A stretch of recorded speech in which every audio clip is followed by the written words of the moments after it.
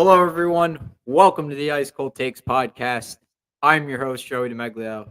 And after I had internet issues for Thursday's stream, I have decided to do this episode by myself live. If you missed it, I was supposed to have Drew Way on yesterday on the show, but my internet kept going out. There was a big storm by me a couple days ago, so internet issues squashed the idea of a live stream on Thursday. So, anyways, the Rangers have hit a bump in the road.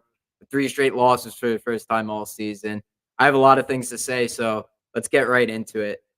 I mean, if you watch that game against the Blues on Thursday, the Rangers started off good. They got the first goal. Fox got a nice goal. And they were creating turnovers. Blues were making some bad mistakes. Rangers looked like they were playing their style. And then they shifted back into the way that they've been playing, which is giving up a lot of high quality chances off the rush. And you know what like now that you know what the Rangers' weakness is and that everybody is looking for that, the chances off the rush, everybody is looking for that. It's so much more obvious. It's so much worse. Like it's even worse somehow. Like it took me a while to get on the band the on board of being concerned. Now I will say I'm officially concerned with the Rangers, but I do think that there's reasons for that. I'm not going to call them excuses. These are legitimate reasons, and I think it's because of injuries. They get depth. They have depth issues, and we're going to start with the ice cold take of the week. I'm doing it right now. Remember, ice cold take is an accurate statement backed by facts and observations that is solid in nature, similar to a block of ice, i.e., spot on claim. We're going right into it, wasting no time here on episode 173 of the Ice Cold Takes podcast. The way the bottom six is constructed right now, it's like in Hockey Ultimate Team in the NHL video games. When you open your very first pack, you get that free pack. Here, this is what you get. This is what you start your team with. Benino, Brodzinski, and Lecision are like the bronze players you get in that first pack. And that's what the Rangers had on Thursday. I mean, they're without Pitlick. They don't have Hedel. Wheeler's playing like a bum. Goudreau sucks. Kako's injured still. They don't have anybody. They have four guys that they could rely on. Like even Zibanejad was out on Thursday. If you're listening to this on Saturday, on Thursday he was out. He was supposed to play, but he couldn't. He couldn't suit up. The Rangers went 11-7. Zach Jones didn't look particularly good. He had a bad mistake that led to the Kairu's hat trick. That pretty much ended the game there.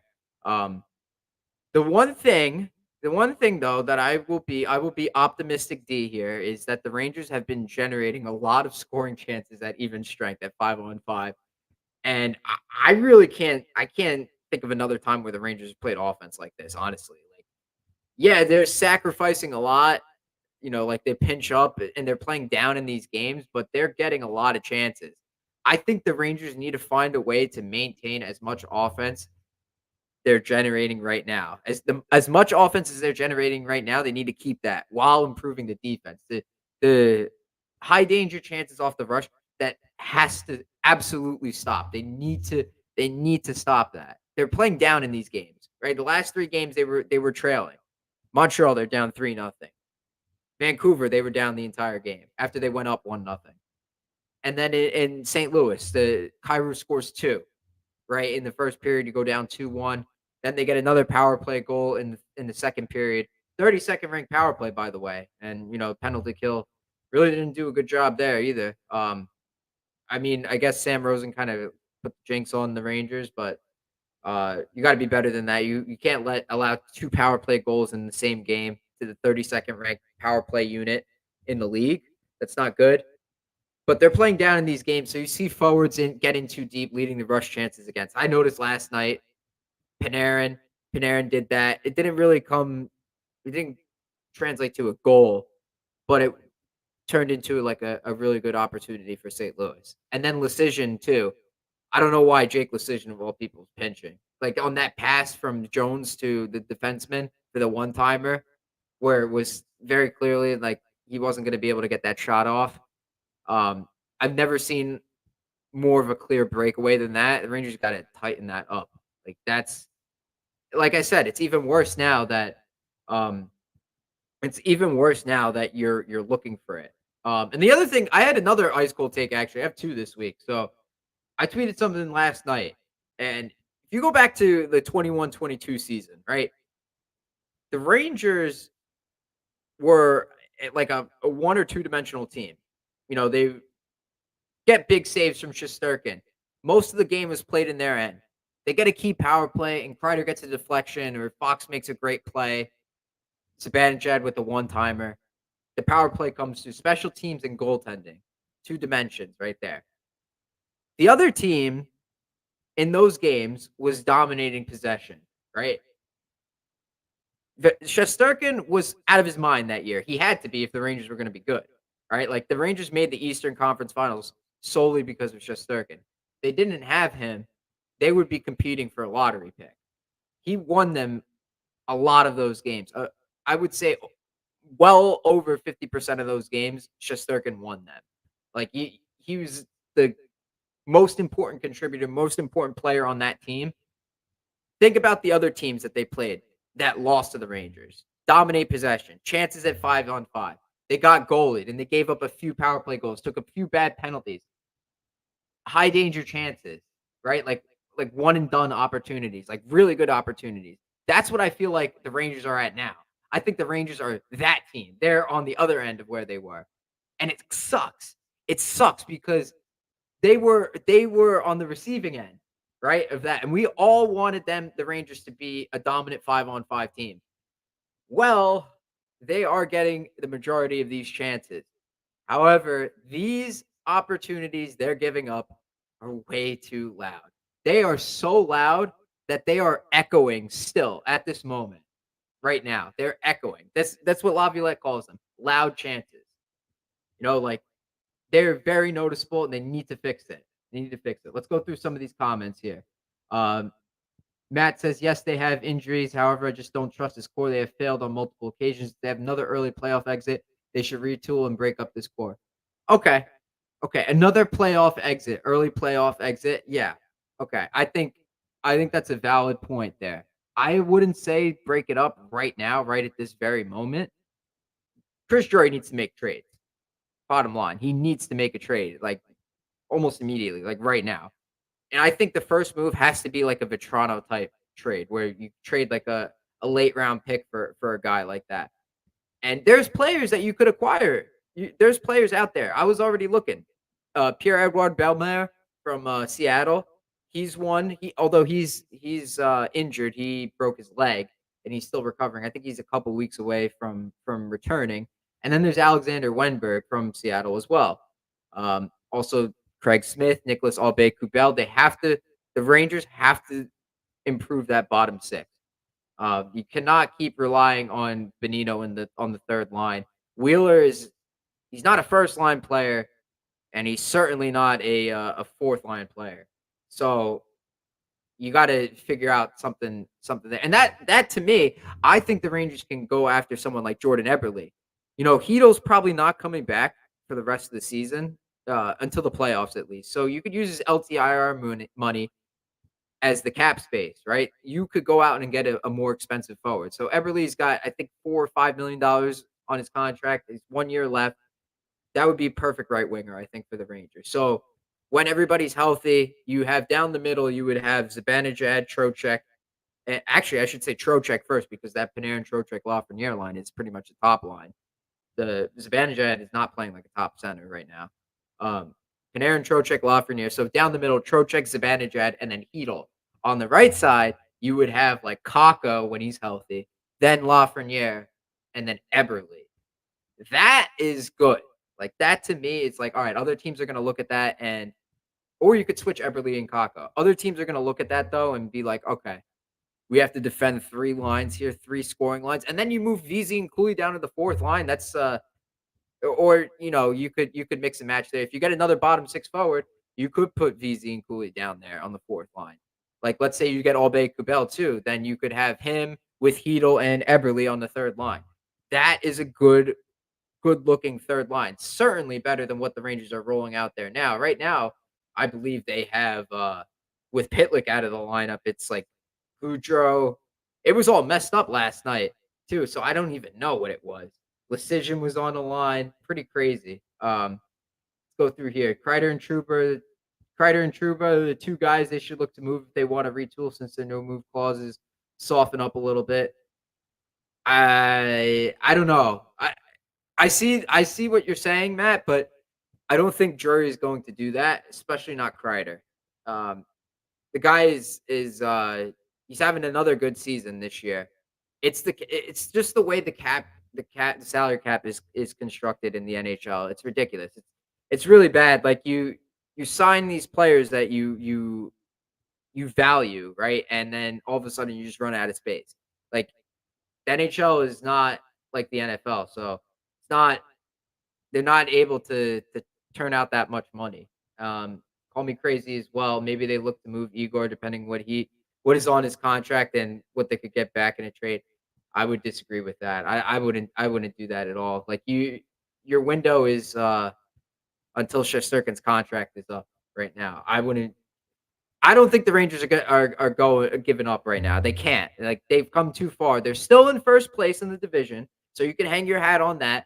Granted, they are not playing well right now. They are not playing like a first place team. I will admit that. I will admit that. I am concerned too, but there's a lot of time for them to make changes. Like they have to make this change right now, like within the next 2 weeks, I'd say, before it gets any worse. You're gonna get Kako back either tomorrow or on Sunday. I don't think he's going to play both games in that home and home with the Capitals, but you get him back, and it's gonna help out the defense a lot because the Rangers' numbers when he was in the lineup compared to when he's out of the lineup are very noticeable. Like it's a huge, huge difference defensively. And I know he's only one guy. I was starting to talk a little bit about this with Drew yesterday before my internet crapped out. Um, but Kako will, even though he wasn't generating much offensively, he'll help defensively. The Rangers got to get back into that 1-3-1 though. They have to. I think they could dial it back just a tad on the offense, shift back into more of that trap where you're forcing turnovers and then transitioning the other way and then getting your long shifts that way in the offensive zone. The Rangers have not had that offensive zone time over the past couple years, like under DQ, Gallant, you name it. It hasn't. We haven't seen that, and this is what I wanted. Like I wanted the Rangers uh, to be like this team. I knew that they had the talent to do it when they acquired all of it in the rebuild, but now it's starting to look like they're playing offensively. They're more offensive, but they have to adjust that defense. I'm going to keep saying it until they fix it. Like this is the big thing that they have to improve on. Before the injuries, the defense was fine. Think about it. November 2nd, Heedle and Fox went down. Everything was we were like one of the best defensive teams, analytically, statistically, defending against the rush. Like they weren't giving up that many. I went and checked on Natural Stat Trick through the first 11 games. So from October 12th, which is the opening game against Buffalo, to November 2nd, which is the game where Hedo and Fox went down. The Rangers gave up 11? No, 13 rush chances against. And then after that, it ballooned to like 21. So in the next month, so from the 4th, which was that Minnesota game where they blew the 3-0 lead, from the 4th to the end of November, the Rangers gave up 21. And I did this by going on naturalstatric.com. You go to players, goalies, and it'll show you how many rush chances they faced. Also, they gave up way more high danger shots and chances um, in the month of November than they did in that first month in October. So I think the Rangers, if they get healthy, they could shift back into that. That was their identity. Get in the trap, the 1-3-1, stay structured, play to your system, create turnovers, and then transition on offense and go, go, go. Get pucks to the net, do what you got to do, and get the puck in the net. Like that was the Rangers' identity, and I think they've lost that since October. It has not been the same. I will admit I'll be on that band now. Matt says my ideal trade targets are Chikrin, Joseph Sprong, Dickinson, Keandre Kako, and a second round pick will go to Ottawa and deal for Chikrin and Joseph, then sign Perry as a fourth line option. That okay, okay, yeah, Chikrin, I think, if you're gonna get someone like Chikrin, you should probably throw in, like, Schneider in that trade. Well, you did say Keandre in there. That's not a bad, idea there. Corey Perry is a fourth line option. Yeah, if you missed it, Perry is, I think he's eligible to sign now, with an NHL team, and I think that would be a good move for the Rangers. I don't know if they wanna deal with that PR, but I was saying, I think when we had Jean-Luc Chaparro on, in the summer, he was saying get Corey Perry on. I kinda agree. Like, he's not like a 50 goal scorer like he was at one point in his career. He's not a goal scorer anymore. He's more of that agitator, that fourth line agitator. And, that could be something the Rangers could use. He hasn't skated in a while, I don't think, so he might be rusty, but, I mean, it would definitely be cheap, and you wouldn't have to give up much, like a roster spot. And if you're gonna get rid of like, if you go with my Eberle idea, you could just give up on Wheeler. Like, you could send Wheeler in a trade for Eberle. Like, you could just give up on that. Like, you signed Wheeler because you were tight on cap space, but now that you have the LTIR money from Hedel, you don't need to worry about it because if Hedel comes back for the playoffs, it's obsolete. The cap space is obsolete. You won't have to worry about it again until the offseason. So the Rangers could be smart and play it that way. So we'll have to see. I did see Hedel was working out though. He's lifting weights and stuff, so that's a good sign. Don't know when he's gonna come back to the United States. Um, I'm not sure. Uh, that Sens trade was Evan's idea, by the way, so credit to him. Okay, okay, credit to Evan. My other idea for trades is since Hedo's going to be out long term, why not get like a third line center that could play the fourth line, so a bottom six center, right? So think about it. You know, the Hedo's out, right? And Benino's playing in his spot. Benino looks so out of place there. You look way better as a fourth line center. They need a guy that could play third line minutes, but is a fourth line center. You know what I mean? Like Belmare, for example, or Belmar, however you pronounce his name. I'm not sure how you do it. My apologies. Um, but his stats look great. He wins faceoffs too. Wenberg would be perfect. He would be he looks more like a third line center, Wenberg does. So maybe you make a package with the Kraken. Because they aren't fully in playoff contention. They're not in a playoff spot, but they are competing for a spot down there or over there in the Western Conference. So it's not out of the question if the Rangers offer them a good package. I saw this crazy rumor the other day. It was like the Rangers are going to offer the Flames Schneider, Kako, and a second for Ruzika and Tanev at 50% retained. I mean, I looked at the stats on those players from the Flames. They're pretty good, but that's a lot that they're getting. That's a lot. I would not do that trade, man. Like Kako, Schneider, and a second for those two players. That's not worth it to me. Like you need Kako to shore up the depth. I would trade Schneider. I don't have a problem trading Schneider if you're going to get a replacement defenseman. And the second round pick, I don't have a problem with. But all three of those for those two players, I wouldn't do that. Um, I think with Schneider though, some people are even throwing out Keandre Miller too as like fixing the defense. I would flip Schneider like a lateral move, almost like how the Rangers traded Del Zotto for Klein way back in the day. Um, I was looking at Sean Dursey from the Coyotes, but he looks like a guy that they would probably want to keep because he's young. He's like 25 years old. They just signed him actually they traded for him from the Kings. And he's an RFA after when the season's over. So, I mean, I don't know if the Rangers would go after a guy like that though because he's a smaller guy. The Rangers picked the bigger Schneider over Niels Lundqvist, and Lundqvist looks like he's playing pretty well over in Dallas, and Schneider has kind of regressed. Um, that's not a sophomore slump either because he's this is what his third year now. Yeah, so he's got to get his act together. Um, my idea, Matt says, this is my idea for Dickinson. He would play the third 3C for now, and if Hedo was able to be back to the playoffs, Hedo is 3C and Dickinson. Moves to the fourth. Yes, exactly, exactly. And I was looking at Dickinson too. He wasn't bad either. I know Nick Foligno was another piece that I think Evan was talking about. But he just signed a contract extension today, so he's out of the question there. There's guys that are available. There are guys that the Rangers could trade. Craig Smith, I was looking at too. He wouldn't cost too much. It's got to be the first move has to be like a late round pick or a low level prospect. Like you can't be shipping off Kako and like your big trade assets here. Don't forget the Rangers still have Zach Jones they could use as an asset. He's not like a Libor Hayek where he's completely inept and sucks and you can't get any value out of him. Like Jones has offensive potential.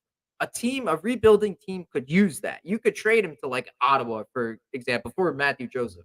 Hell, I might even do that actually. Like Matthew Joseph for Zach Jones straight up. Maybe you throw in a late round pick or something like that. I think that would be good. Um, Here's some line combinations from Matt.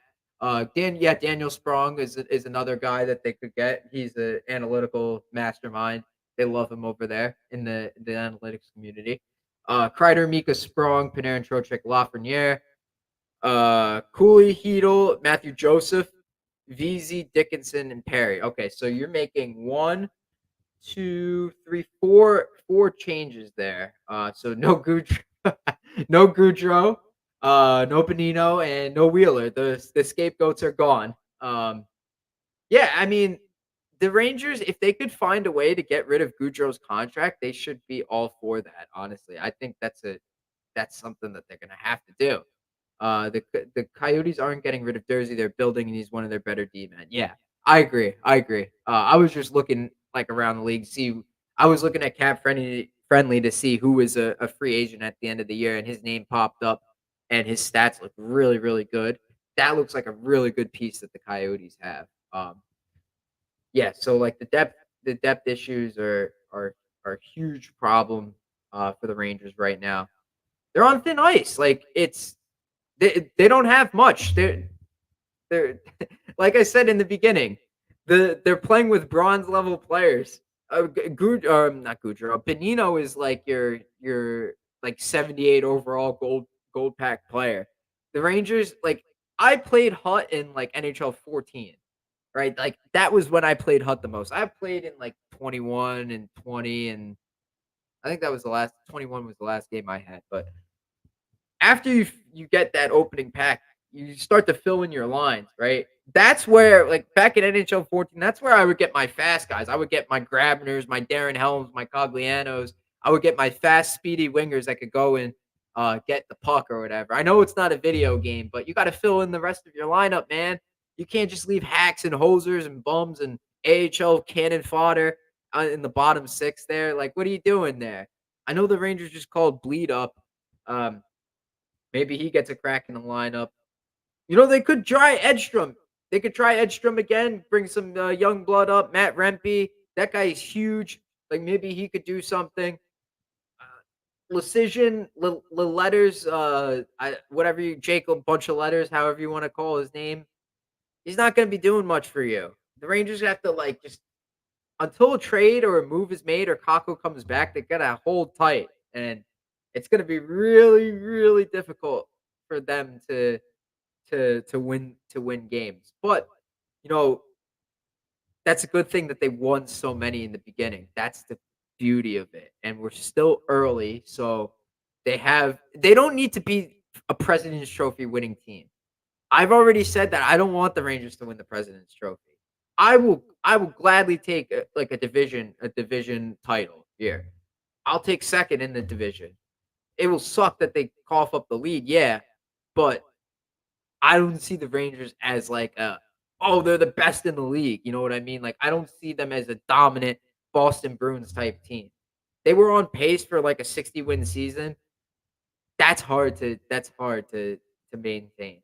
60 win seasons are very difficult to come by. Edstrom's hurt right now. Otherwise, he would definitely be up here right now. He played well in his first game against the team. Yes, he played. He was awesome in that game. Very noticeable. I forgot. Yes, Edstrom is hurt. Yeah, AHL. The Hartford is also dealing with some injuries. I think Bleed was out for a little bit. Lecision just came back from an injury. I know that. Ben Harper's out for the season. Yeah, so they're battling it too down there.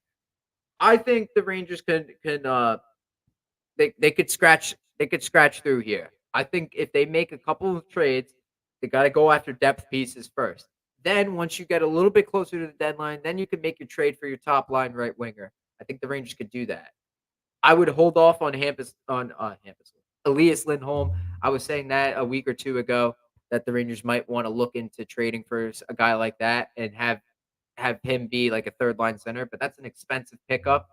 I would go with that Dickinson option that me and Matt were talking about, like a third line center that could fit in on the fourth line, of like a fourth line center that is not at a place whatsoever on the third line, that is actually good on the third line.